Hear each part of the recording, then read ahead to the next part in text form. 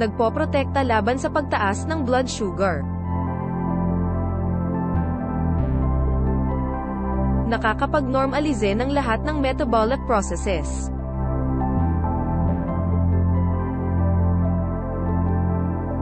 Pang-iwas sa hypoglycemia.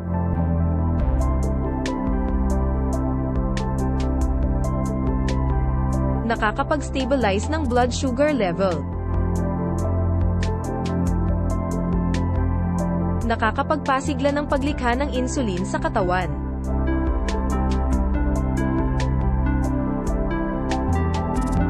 Nakapagpapagaling ng atay at pancreas.